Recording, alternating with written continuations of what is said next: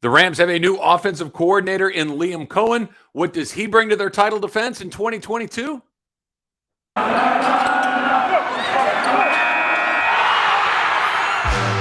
You are Locked On Rams, your daily Los Angeles Rams podcast. Part of the Locked On Podcast Network, your team every day.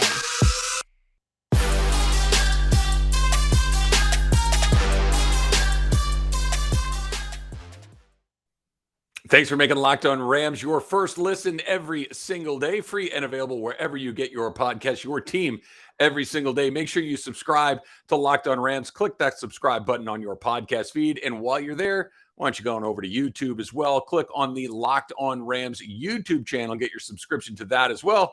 That way you got all your Rams news every single day. My name is Travis Rogers, host of Locked On Rams. I also host the Rams pregame show and postgame show on their flagship station, 710 ESPN here in LA.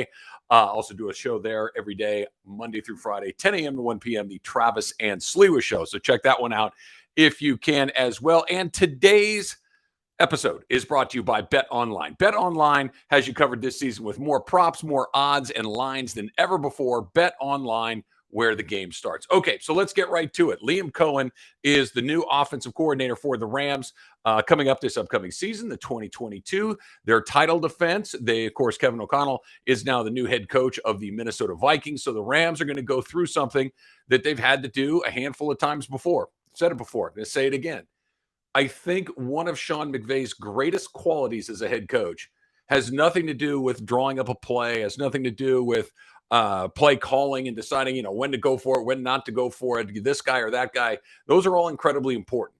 But I think what he does as well as anybody, if not everybody, is he knows how to hire good people. He knows who he needs. He knows who's going to fit in well for his system, because how many of the guys that have come in to work for Sean McVay have ended up not working out? You can really almost count them on one hand, and maybe you don't even need all your fingers on one hand. That what they had most recently with their special teams, right? They'd gone through John Fossil, had been very, very good, and the special teams took a step back after that. That's the one spot, and it seems like they've been struggling to find the next guy. But then by the end of this season, in the Super Bowl season, they'd gotten it figured out, and their special teams were no longer a liability. So even when it's not perfect, it's still pretty good along the way. But look at all the guys that have come through as quarterback coaches, offensive coordinators, defensive coordinators, special teams coordinators, and have gone on to become head coaches in the NFL. We've mentioned it before. Zach Taylor was on the opposite side of the field in Super Bowl 56.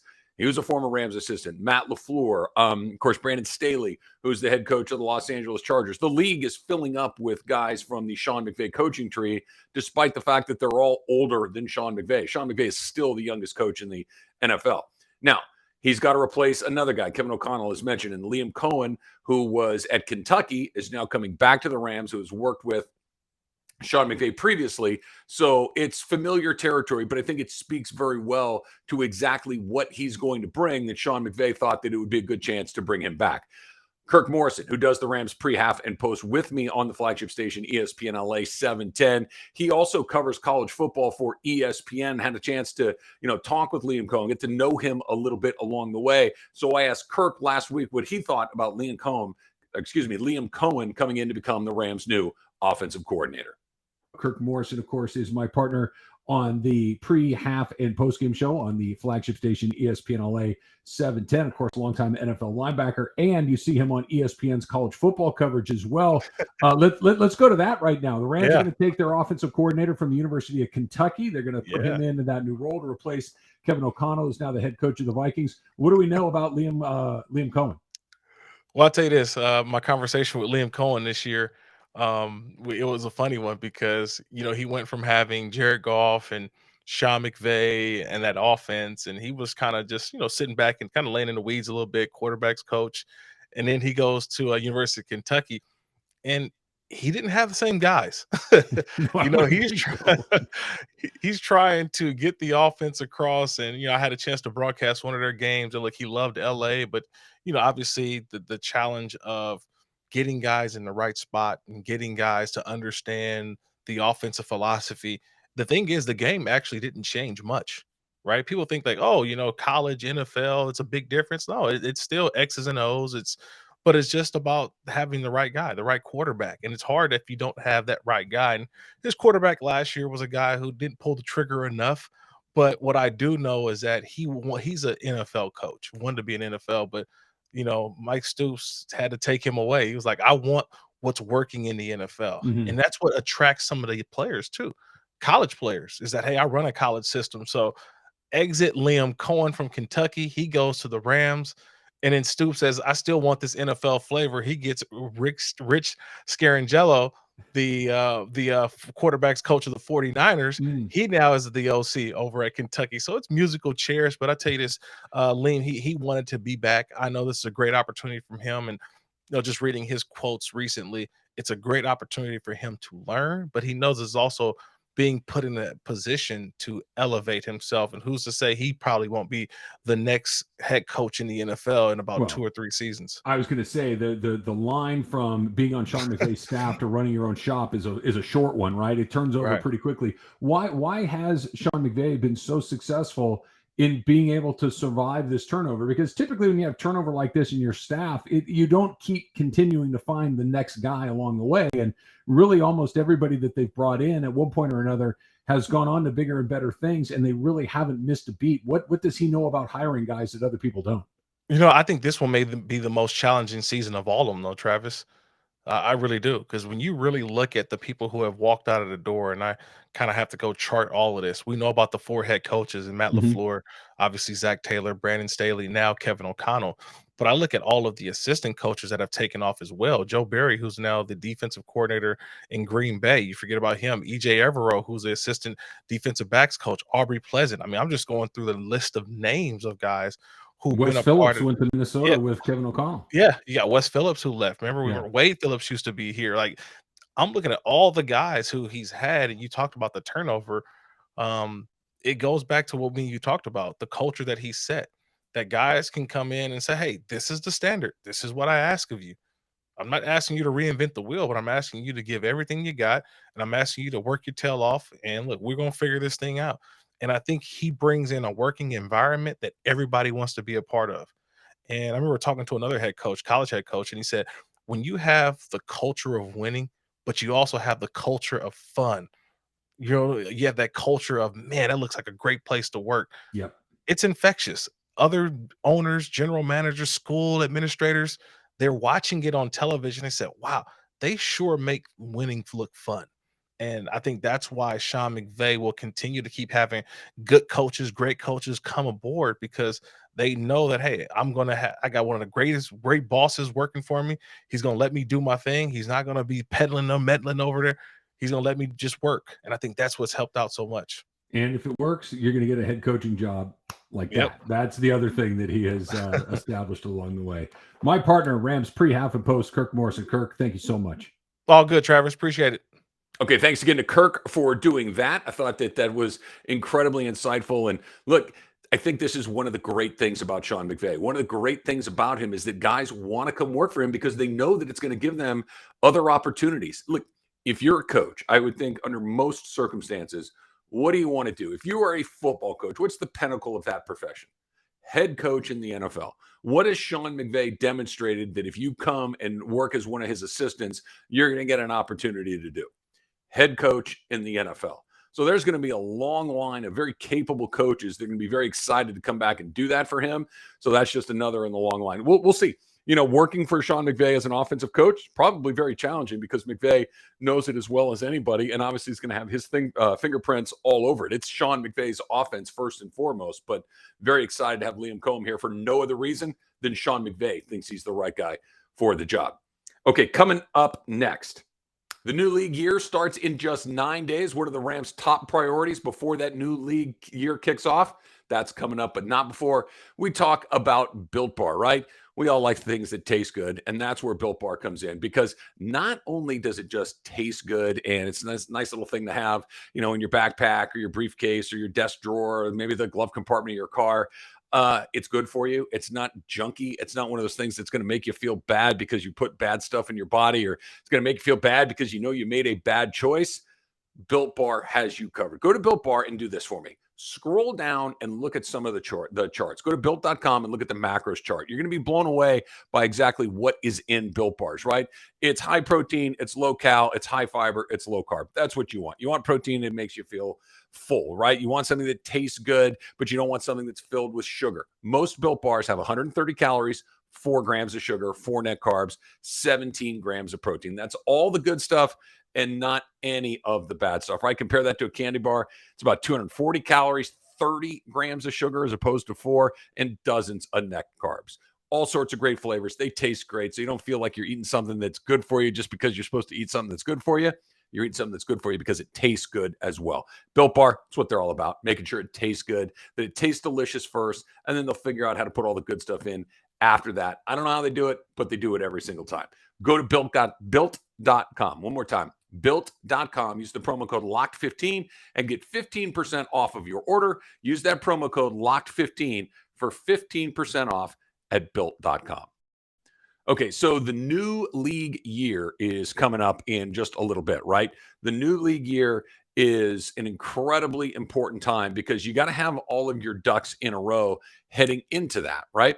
And so 9 days away from the start of the new league year, here is where I think the Rams really need to prioritize. And this is why when we heard Sean McVay talk about this, when we heard Les Snead talk about this, I think they're in a pretty good spot because number one, they're going to redo deals for they'll do Sean McVay. That doesn't really, that will take care of itself. I'm not too worried about that. But the other things that they need to get done just from a logistical standpoint, an administrative standpoint, you got to get a new deal for Matthew Stafford ironed out. You got to get a new deal for Aaron Donald ironed out. I don't know if one has to go before the other. I don't think it makes a huge difference, but they both do need to get done because not only does that give you the peace of mind in knowing that you have what you need at arguably what are the two most important positions in football, right? Think about it. Number one, you got to have the quarterback. If anybody has demonstrated that as clear as a bell, it's the Rams. The Rams had a quarterback previously who was okay. It wasn't like he was terrible, but he was just okay. And the Rams were kind of capped out of where they were going. The next most important, they change it out. Matthew Stafford comes in. What do? They go 1-for-1 and win the Super Bowl. I understand it's not quite that easy to get a good quarterback, win the Super Bowl, but when you have all the other pieces, that's the most important piece. So you've got that squared away. What's the second most important position? And if the quarterback's the most important thing, what's the second most important thing? Someone who can go get the quarterback, someone who can make the quarterback life impossible to deal with. Is there anybody that's better than that at Aaron Donald? No. Aaron Donald is the guy that can go get the quarterback probably better than anybody else. He sets the tone defensively, just an amazing player. So those are the two guys that you need to have sustainable success. The Rams have those guys, but they're both near the end of the line in their contracts, and it's time to give them the money and the contract terms that they have deserved and that they've earned. So what they can do with that, and it's so important about moving forward, is that if you structure those the way that I expect them to be structured, you can spread that money out over a long period of time. So while you're going to give them a great deal, you can buy yourself some cap flexibility. What the Rams do not have as we sit here right now in the first week or two of March is cap flexibility. They're pretty much tapped out. There's not a lot of maneuvering they can do until they do these other things. And once you get those other things done, now you can go into free agency and understand how much money you have to spend. Right. And that's the next order of operations. So once you get those two guys squared away as far as new contracts go, and it's not even so much the dollars, those will kind of take care of itself. They're both going to get a fortune, and they should. It's term. It's the way that it's structured. How often can we spread this money out? Instead of spreading it out over a 2 or 3 year window, can we spread it out over a 5 or a 6 year window? Which brings you to the next thing, which is identify who you want in free agency, because you can't really do it until you know how much money you're going to have to spend, right? We'd all love to go out and shop on the, top of the line. When you go to buy a bottle of wine, right? In the grocery store, all the good stuff's up high, all the stuff that maybe isn't quite as good is down low. We'd all like to shop on that top shelf, but you got to figure out what your budget is. Maybe you're somewhere in the middle. Or if you can get the rest of your money figured out, i.e. with Matthew Stafford, i.e. with Aaron Donald, now I know exactly, maybe I can get one off the top shelf. I can get a couple off the middle shelf, and maybe I got to go down and get one off the bottom because I just got to fill a spot. But until I know what that money is, I don't know where I'm going. I don't know how much money I have to spend. Can I go top of the line if I'm looking for cornerback help? Which, by the way, there's a lot of cornerback opportunities in the free agent market this year. Am I going to go for an older player who maybe is going to demand a little bit more money? Or can I go with somebody who's maybe a little less experienced, but maybe a little more affordable? Maybe I think I can do a couple of different ways. I can go a little expensive here, a little cheaper here, but until the rest of that money is sorted out, I don't know where I'm going to go. So that's the number 2 thing, is identify exactly what sort of budget you have and which players you can go. Then, of course, after free agency starts here in just a little bit more than a week and you see how you do, now all of a sudden you're going back to draft mode, because the Rams have draft picks. Now, they don't have high draft picks, and that's why I think they can put this third on their order of operations chart about where they want to put this in, about what they want to do, because you don't have to worry about the guys that you're going to get are probably going to be guys that you can still get. When you're talking 3rd round, 4th round, 5th round and beyond guys, there's a lot of guys that probably slot into some different spots that you can go find. If you're picking in the top 10, I got to figure out exactly, this guy's gone here. I can move up here. I can move back here. But when you're a little further down, it's a little bit more expected. You probably know once you get into the 140, 150 range, which is about where the Rams are picking. They don't have any picks inside the top 100. I know who's going to be there. If I'm picking in the top 10, maybe these 15, 20 guys. But what if the guy I want 1 is gone? It's a much different preparation process. So I think that's probably the 3rd most important thing that the Rams need to get done. After you get the money figured out, pay Stafford, pay Aaron Donald, spread that money out over a long time. That's number 1. Number 2 is figure out in free agency exactly who it is you want to target based on the budget that you've been able to create because you've redone those other 2 guys. And then number 3, figure out who it is that you want to draft going forward. I think that's the order that you have to do those things, because, I mean, maybe you could put the draft ahead of those things. But again, when you're picking as far down in the Rams, the way that the Rams are in the draft, again, they traded away pretty much all of their high picks for Von Miller, for Matthew Stafford, for all the things that we've talked, Jalen Ramsey, year after year after year. They haven't had a 1st round pick since they drafted Jared Goff a million years ago. They got a little more time. You can push that back half of the draft back just a little bit more. And then, of course, once the free agency starts and guys start coming off the board, then those decisions, some of those decisions at least, are going to get made for you along the way. Okay, coming up next, pretty radical idea of one of the things the Rams might want to do on the defensive side of the ball. And by the way, it might be in everybody's best interest if they go ahead and do that. But first, let's talk about BetOnline, right? College football, pro football, it's over for the season, but college basketball is in full steam, right? The tournament is just around the corner. Of course, the playoffs and the pro game just around the corner as well. Latest odds, player performance props. Next fired coach is going to be, we're talking about those MVP odds on Locked On Rams a couple of days ago. BetOnline.net is the number 1 spot for all of your sports betting leads. It remains the best spot for all your scores, podcasts, and news this season. Of course, it is BetOnline, and it's not just basketball.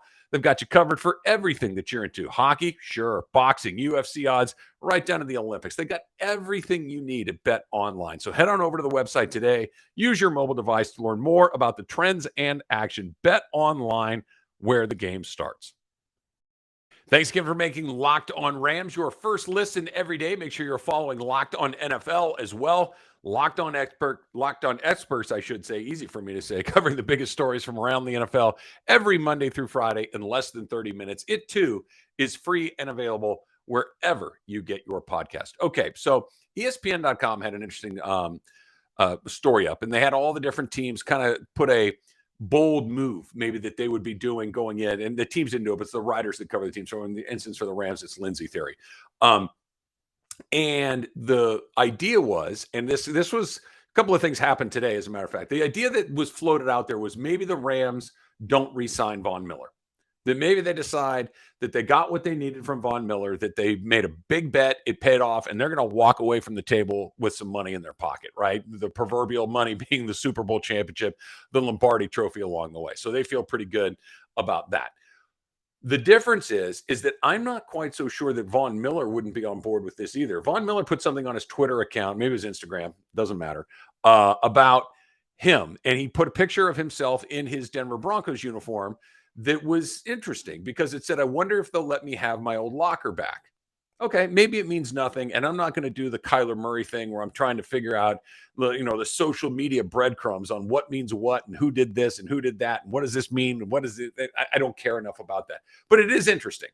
It is interesting that he would put something like that. And I think it's interesting when you really stop and think about it, because Von Miller gave the Rams exactly what the Rams hoped he would give them. He came in and provided leadership. He provided incredible play, and he was very, very effective playing behind Aaron Donald. And not behind, you understand what I mean by that. But letting Aaron Donald take up the lion's share of the attention and letting Von Miller be the second guy, right? There was a point at the end of the season and really throughout the entire playoffs where Von Miller was in the backfield over and over and over again. So it's kind of counterintuitive to think why it might be a good idea for him to bounce and go somewhere else, or for the Rams to basically say, yeah, we would be okay with that. But think about it like this. They got what they asked for. We will take Von Miller in an effort to win the Super Bowl. Check. Boxes checked. They got it done. At some point, you have to start thinking about what's going to come next and what is more valuable. Is another couple of years of Von Miller, who was great this year, but is at that point in his career where you would expect it to start to go maybe the other way at one point or another? Do you do that? Or do you start going in a different direction where you decide, you know what, maybe some draft picks might be a little bit more available? And what we're talking about is the supplemental conditional, because if he leaves, you get the pick, and how that entire thing works in the NFL. Here's the other part about this, too, that I think is incredibly interesting. You're talking about a guy who probably would not be completely opposed to the idea of leaving, to go back to Denver, to say, hey, listen, won a Super Bowl here in Denver, went to LA, grabbed another one. Now I got two. Now I'm in a totally different class of player. And, oh, by the way, I can come back where I've spent my entire career and maybe finish my career there. Maybe they're getting ready to be good again, and I can be back with where I've spent the vast majority of it. That would be appealing. And then there's this, the last part of it, and I think something that is probably at least a part of the thought process that the Rams are having at this point, which is, with all due respect to Von Miller, does it really, deeply, truly matter who the other guy is? Think about all the guys that they've had, and they're all good football players, and probably none of them as good as Von Miller. But who has had success with the Rams over the last few years? Because Aaron Donald is Aaron Donald. Dante Fowler, yeah, he was great. Okay, Dante Fowler came in from Jacksonville, and when they made that trade for him, and it was like, he's kind of a bust, a high-pick guy, never really, well, was he good for the Rams? Damn right he was. Do you know why? Because Aaron Donald is getting everybody's attention over and over and over again. Now, who else had success there? Michael Brockers had success there. And Ndamukong Suh had success there. Leonard Floyd has had success there. Von Miller has had success there. The point, though, is that I don't want to say it doesn't matter who's over there, but it matters a little bit less than if you didn't have Aaron Donald. And if I can get somebody at 50% of the price that's going to give me 80% of the ability, is that not a win? And I can get some draft picks, and I can start filling in some other holes on my team. And I'm not saying you're going to find somebody that's as effective as Von Miller, but what if it's close? What if you're getting 80% of that production at a fraction of the price? Is that not something you have to consider? Look, if he comes back, great. I would love to see him come back, and I think that the Rams would be in a really good spot if he did. But if he didn't, if he decided he wanted to go back to Denver, or if the Rams decided that they wanted to go try something else there, I don't think that's the end of the world either. I think that the Rams can live to fight another day with that, because of the money they'll save, because of the draft picks that they might be able to turn it into, and because of whoever happens to be in that spot is going to be off to a pretty good start, because when you break that huddle on offense, where's 99? We're going to deal with him first, and we'll figure everything out else after that. That's, again, why Aaron Donald is so important, because not that Von Miller's going to get one of those ugly yellow jackets. He's going to give the speech. He's going to be in the Hall of Fame. But whoever is on the other side of Aaron Donald, they get 10% better just automatically. So if I can find a guy that's 65, 75% as good as Von Miller, those guys are out there, and give him an extra 10% kicker on top of it because Aaron Donald's going to soak up so much attention, I'm down. So that's why I think that the possibility that the Rams may decide that Von Miller is a luxury that they can live without, I wouldn't be totally blown away if that's, in fact, how it ends up playing out. Thanks again for making Locked On Rams your first listen every single day. We are free and available wherever you get your podcasts. Click that subscribe button, both on the Rams YouTube channel, Locked On Rams on YouTube, and Locked On Rams wherever you get your podcasts. Now, make your second listen Locked On the NFL Draft. Ryan Tracy and former NFL cornerback Eric Crocker bringing the NFL Draft every single day with insight and analysis on college football prospects and NFL front offices. It, too, is free and available wherever you get your podcast. Until next time, whose house? It's Locked On Rams house.